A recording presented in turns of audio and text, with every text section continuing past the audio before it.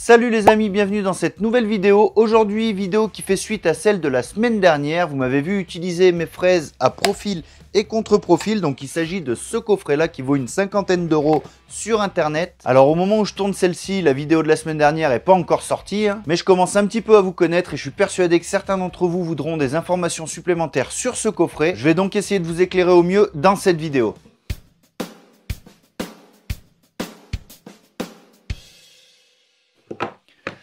Commençons donc par faire le point sur ce coffret. Il s'agit d'un coffret de fraises à profil et contre-profil ainsi que d'une fraise à plate-bande, ce qui va nous permettre de créer des assemblages que l'on peut voir notamment sur les portes de meubles ou même sur les portes d'entrée en menuiserie. Donc voilà, ça fait des assemblages un peu comme celui-ci. C'est plutôt sympa et je vous cache pas que c'est un assemblage qui va vous permettre de grimper d'un niveau en termes de réalisation. Toutefois, avant de commencer, j'aimerais appuyer sur certains points. Le premier point va concerner la sécurité. On est sur des fraises d'un diamètre plutôt conséquent. Il est donc déconseillé, je dirais même interdit de les utiliser à la volée. Il vous faudra absolument un montage sous table pour utiliser ce type de fraise. Second point, ces fraises sont montées sur une queue de 12,7 mm. Toutes les défonceuses ne vous permettront donc pas de les utiliser. Dans la majorité des cas, les défonceuses que l'on achète sont munies de fraises de 6 mm, de 8 mm ou encore de 12 mm. Concernant le 12,7 mm, c'est une valeur en fait qui est en pouces. On va parler là d'un demi-pouce. D'ailleurs, si je peux vous conseiller un modèle de défonceuse qui offre un large panel de pinces adaptables, je vous conseille vivement la marque Triton. Ils ont une gamme de défonceuses qui est spécialement étudiée pour être utilisée sous table et du fait de leur présence dans de nombreux pays du monde, vous trouverez facilement des pinces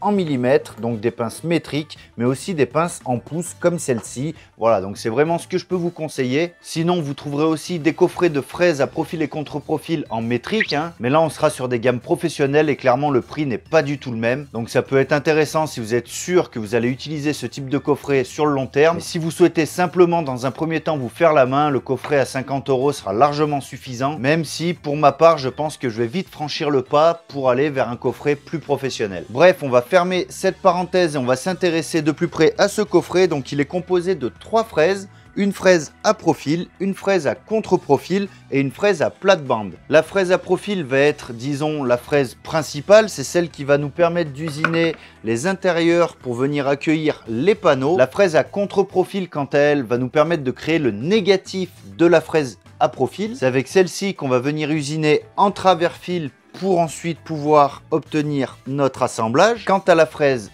à plate-bande, c'est celle-ci qui va nous permettre d'usiner le panneau pour venir l'intégrer dans les rainures de nos usinages intérieurs, donc créés avec la fraise à profil. Concernant les dimensions des fraises, donc pour celles en profil et contre-profil, on va avoir un diamètre de 42 mm et elles vont nous permettre d'usiner jusqu'à une épaisseur de 25 mm.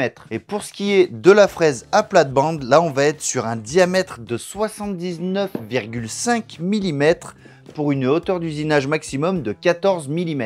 Pour cette dernière, il va falloir vraiment être vigilant quant à son utilisation. N'espérez pas faire la totalité de votre usinage en une seule passe, ce serait franchement dangereux. Pour ma part, j'effectue des passes de 1 mm par 1 mm, alors ça prend du temps, mais au moins on travaille un peu plus en sécurité. Et pour finir, il faudra bien entendu prendre en compte l'emboîtement des deux pièces, donc il faudra une surcote de 1 cm par assemblage. Généralement, cette surcote sera effective sur la largeur de la réalisation. Il y aura donc 2 assemblages sur la largeur. On comptera donc une surcote de 20 mm. Alors bien sûr, les éléments que je vous donne ici sont propres à ce coffret. Si vous voulez connaître avec exactitude la surcote à prévoir, il vous suffira de mesurer de votre roulement à l'extrémité de votre pastille carbure. Voilà un peu ce que je peux vous dire au niveau de ce coffret. On va passer à quelques essais. Le but, c'est de vous montrer un peu tout ça en vidéo. Et pour ma part, je vais commencer par l'usinage en contre-profil, donc le négatif du profil. Alors pourquoi ce choix? Tout simplement parce qu'avec la fraise en contre-profil, on va venir travailler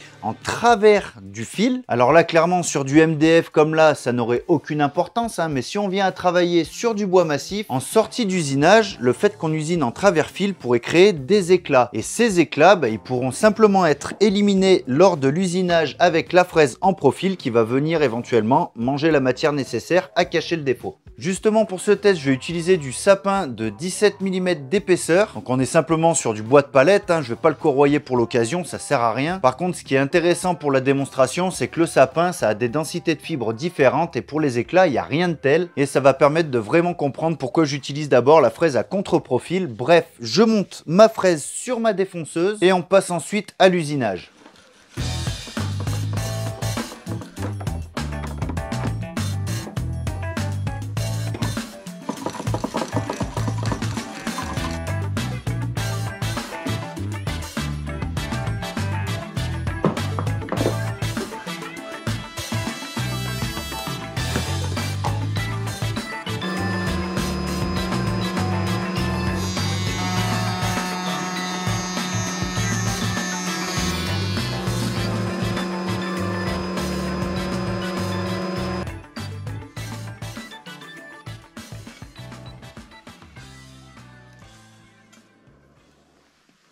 Bon, comme je vous le disais, il y a évidemment quelques petits arrachements, encore que là, ils sont plutôt limités dans le sens où j'ai mon petit gabarit qui sert aussi de pièce martyr. Mais vous l'aurez compris, ceux-ci vont être éliminés grâce à l'usinage du profil. Mais si je vous ai repris, c'est pas forcément pour vous parler de ça, c'est pour vous parler du sens d'usinage. Donc là, vous imaginez bien qu'on est en train de travailler avec une défonceuse sous table, donc on travaille à l'envers. Ce qui fait qu'à l'usinage, la partie qui va être en contact avec votre table va correspondre à la surface extérieure de votre porte. Donc c'est la surface qui va être contre la table qui va être visible sur le projet fini. Autre chose importante, lorsque vous allez régler votre fraise en contre-profil, l'écart que vous allez laisser entre la dent du bas et votre table, c'est l'écart qui va correspondre à l'arête qui se trouve ici. Du coup, au plus cet écart sera important, au plus vous aurez une arête prononcée sur cette partie-là. Du coup, à vous de faire vos essais au préalable pour choisir cette bonne hauteur d'arête, en pensant bien qu'au plus vous aurez une épaisseur de bois qui se rapprochera des capacités maximum de la fraise, qui en l'occurrence ici est de